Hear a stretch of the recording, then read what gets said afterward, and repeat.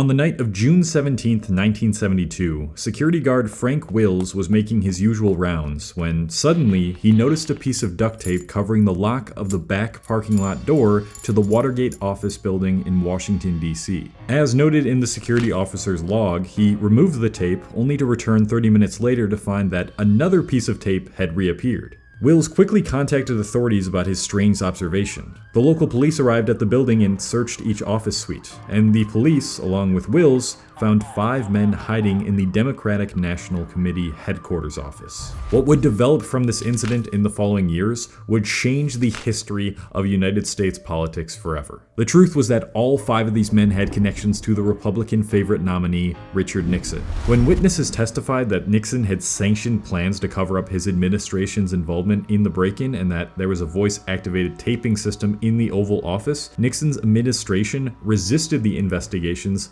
leading to a constitutional crisis. The televised Senate Watergate hearings garnered nationwide attention and public interest, and this eventually led to the first ever resignation of a president in US history. Since the Watergate scandal in the 1970s, the public trust in our government has plummeted and stayed around 20 to 30% for the past 4 decades. But this is just one section of the multifaceted issue of declining trust in the USA. 79% of US adults believe Americans have too little confidence in each other, and 70% believe that low trust in each other makes it harder to solve the country's problems. There's tons of different areas to discover in this realm of declining areas of trust that go way beyond a simple mistrust in our government, so today I want to dive deeper into this blindingly obvious problem and the not so obvious places that this problem is making a huge negative impact on our lives. But first, let's talk about today's sponsor, Sunsama. If you watched my burnout epidemic video, you'll know about the concerns I raised about the modern age of jobs, especially post-pandemic. The lines between work and life have become increasingly more blurred, and as a result, burnout and a lack of rest and recovery is the norm. Sunsama is the only daily planner application that I've used that helps you achieve work-life balance so you can actually have a life outside of work. You can start by adding in your tasks at the start of each week and what you're looking to achieve, and if you use any other productivity apps like Notion or Google Calendars for meetings, they all integrate into Sunsama so you don't have to juggle between a million different apps every time you want to focus on a certain part of your day. You can also use their focus mode, which kind of acts like a dedicated timer to help you focus on the task and stops any distractions from popping up. But what I really love about Sunsama is their daily shutdown timer. In the settings, you can set how many hours you want to work each day and at what time you want to stop working, and Sunsama will prompt you to get off your computer and save your mental energy for the next day. Instead of getting you to work harder and harder, slaving away like a productivity machine like a lot of these other productivity daily planner apps do, Sunsama helps you create a healthy, realistic relationship with your work. It is much more than a productivity app. It is a daily planner that helps you live more of your life outside of your computer, and that is why I've been using it for years now. So if you're interested in using my favorite app to achieve work-life balance, you can try it completely for free without needing to put in any credit card info. Yes, you heard that right, by going to the first link in my description. Click on that first link and try Sunsama. So I feel like we can't begin to talk about a lack of trust between our fellow members of society without talking about the loneliness crisis. Since 2003, the annual daily average of minutes spent in social isolation has almost doubled for just about every US individual, while nearly every form of social engagement has decreased. Now, most of us by now are aware of the reasons behind this. Convenience in the form of automated delivery apps, remote work and education, and online entertainment reduces the need to interact with our fellow humans, and some of these also have the added detriment of being highly addictive. Urban sprawl and the separation of residential and commercial areas don't incentivize third places, aka places outside of work or home where people meet regularly to hang out. And when people see their fellow society members less in person, they naturally start basing their opinions of society more off of what they consume the most, which as of right now is the internet. The internet has opened the door of opportunity for us to be exposed to both the greatest and most gruesome, sensationalized aspects of humanity, and it's more often the latter that gets promoted through various media outlets. Babe, I want to break up with you. I want to break up with you. Huh? We're done. Right now. Get out of here. Why? Because I don't like you anymore. You're like boring. If you consume enough of this highly engaging, exaggerated content, it will eventually affect your attitude towards your fellow humans, and in the back of your mind, you'll always view certain groups in real life as how they are represented the most online. You're also free to choose whatever you want to believe in based on what type of content these algorithms present to you the most, which usually begins with you searching for something that already confirms your previous beliefs. And if you have the ability to find truth in almost anything, and technically everything is true, is anything really true? This leaves your head in a spiral, wondering which side you should believe in, who is trustworthy, who isn't, and this eventually bleeds into real life, causing less trust between individuals. Why?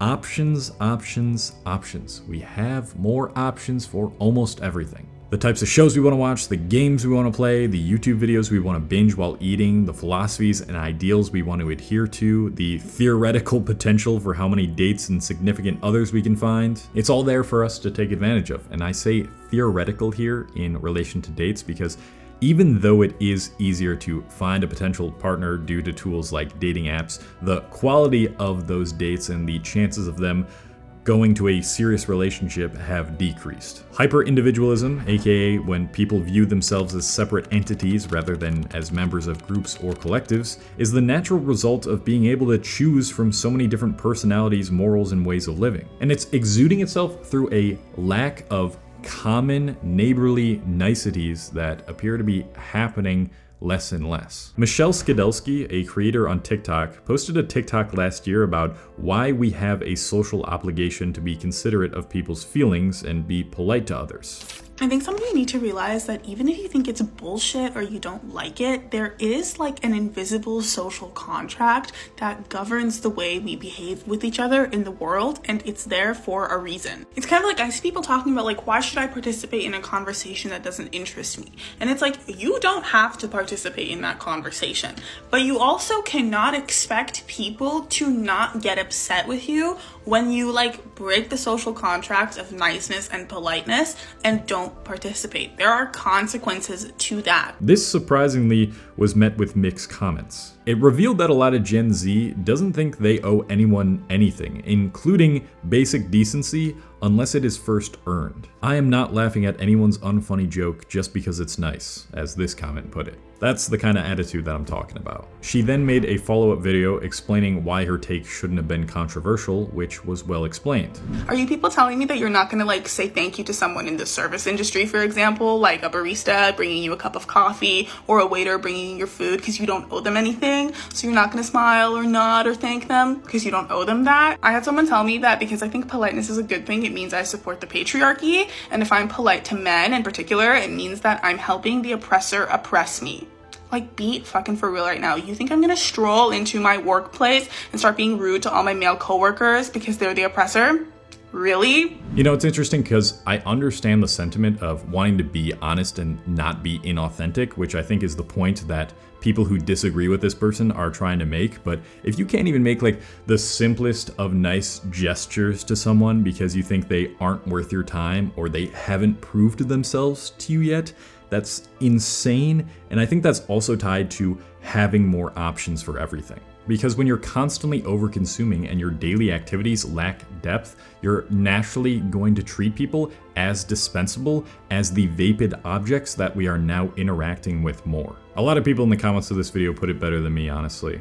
If politeness and cordiality feels fake to you, that's a personal problem and you should do some introspection. I'm brutally honest is only ever said by people who constantly say completely out-of-pocket things at inappropriate times. At the very basis of what it means to feel human and connected to one another is sharing those vulnerabilities and flaws and being real, but not being so brutally honest that you criticize a person's every last move unless they fit your exact interests and standards. But to those who spend most of their time chronically online in this ultra-polarized digital landscape, they can't discern between that nuance and they couldn't care less about other people's feelings. And the more that people engage in stuff like that, the less and less new generations are going to trust each other. It goes much deeper than this though. What I found in my research on the declining levels of trust in America didn't just bring me to the obvious answers, it brought me to a really interesting answer that I don't think is being talked about enough. Our neighbors. First, let's lay the groundwork with some definitions. Political scientist Robert Putnam, who wrote many books on societal issues such as Bowling Alone, distinguishes between two types of social capital, or strength between social networks: bonding social capital and bridging social capital. Bonding social capital is described as the strong relationships that develop between people of similar background and interests, usually include family and friends, provide material and emotional support, and are more inward-looking and protective. In contrast, bridging social capital describes connections that link people across a cleavage that typically divides society, such as race or class or religion. Now, there's two different areas we need to look at using these definitions, and the first is what type of bonding we now consider our neighbors to be. In past generations, we were much more likely to consider neighbors as part of our bonding networks. Essentially, we consider them to be our family and friends. But now, many of us don't even know our neighbors' names. According to a 2018 survey from the Pew Research Center, only a quarter of Americans said that they know most of their neighbors,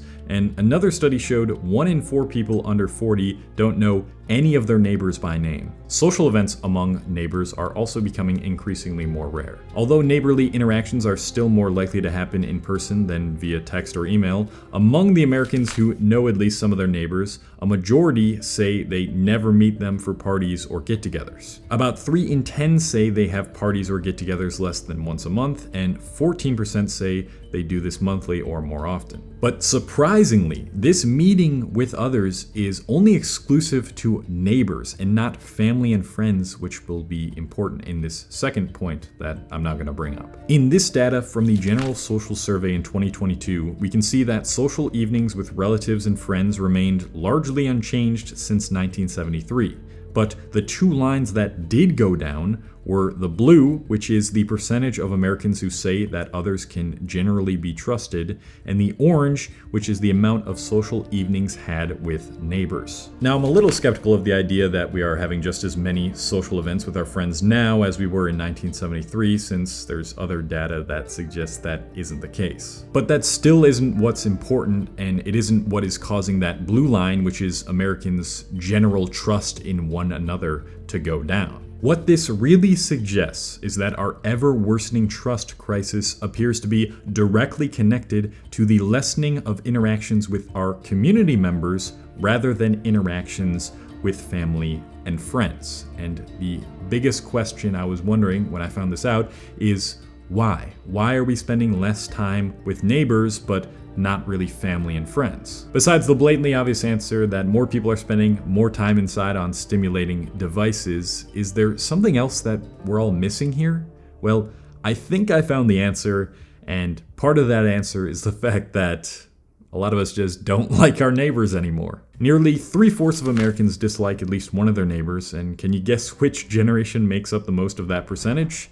It's Gen Z. But the reasons why Americans dislike their neighbors might be the most funny and surprising statistics of them all. I shouldn't be laughing because it's a serious problem, but wait till you see this. At the very top, that represents 28% of the reasons Americans dislike their neighbors is that they give off a weird vibe. Yeah. About 1/3 of Gen Zers get bad vibrations from their neighbors, while nearly 1/3 of millennials say their neighbors are too loud. Meanwhile, baby boomers rank rudeness, 27%, as the most undesirable neighbor trait. Sometimes we really are our generational stereotypes, but I will say that 74% of Americans are friends with at least one of their neighbors, so that's not bad, I guess. Also, and unsurprisingly so, homeowners have more neighborhood friends than renters. Specifically, 81% of homeowners are friends with at least one of their neighbors versus just 68% of renters. And you know who definitely aren't homeowners? Gen Z, which corroborates with the data that shows that they're the generation most likely to dislike their neighbors. So if you want to take your mistrust in fellow Americans one step farther, don't just not make an effort to create neighborly events in your community. Live in an apartment. I'm kidding, of course. I know the biggest reason why Gen Zers live in apartments over houses isn't because they don't want to start liking their neighbors more, it's because they can't afford it. One thing that also isn't talked about much online that I believe is linked to the increased mistrust between neighbors is how different each generation's thoughts, beliefs, and lifestyles are now. Between each generation of the past 100 years or so, the leaps in technological advancements and therefore ideals and beliefs have been so great that I feel like we're starting to interrelate with neighboring generations less and less. A few hundred years ago, lifestyles, behaviors, and beliefs between generations adjacent to each other remained largely unchanged, but now the beliefs and lifestyles are so radically different that the young and old can barely relate to or agree on anything anymore. Might be crazy thinking like that, but if you agree, let me know. So if we take a look at all the information I've gathered here and connect the dots, the patterns pertaining to why Americans mistrust one another and our government more now starts to become clear. We not only spend less time interacting in person, but even when we do interact in person, it's in a way that doesn't uphold basic morals and human decency. And on top of that, more of us now live in cities and stress over finances, causing us to be hyper-individualistic, further giving us an excuse to have no connections with our fellow neighbors. With all that being said, the solutions to this crisis of trust should be fairly clear, but definitely not easy. Everybody, but Gen Z specifically, really need to work on their general social skills and being warm and friendly to people even if they are strangers. Yes, it sounds stupid and a lot of people might have done you wrong in the past, which you think justifies treating other people like shit for the rest of eternity, but I don't think you really understand how far a simple smile and a "how are you" when walking by someone can go. Imagine if just 10 of you watching this decided to commit yourself to conversing with one stranger a day, or complimenting them, or starting up some small talk.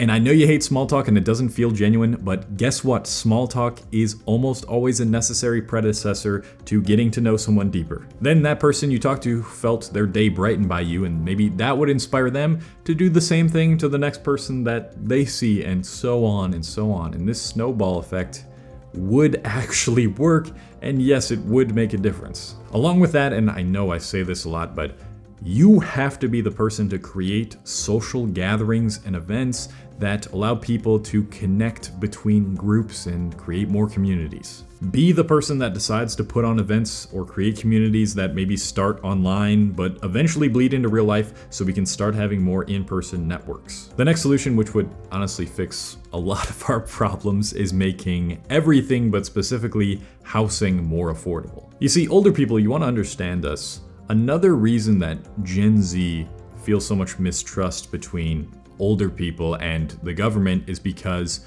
they were promised a dream that could never be fulfilled. No matter how hard they work or how many years they put into their education, most people will end up with crippling debt and will never be able to afford a house with an average job. Or they will, it'll just take like 2 decades at age 20 to save a lot of money. As we've now seen, having a greater opportunity to own a home and have time outside of work to interact with our neighbors is absolutely crucial to improving Americans' trust between one another. And with the way that housing is currently separated from residential areas, how expensive it is to own a home, and how cities and apartments are designed, it makes this very difficult. And the last thing I want you to consider that ties into every single one of our modern problems is this question: how do we start to change what society rewards? Because right now, society does not reward community and being neighborly. What society rewards is being polarizing and unrealistic. What society rewards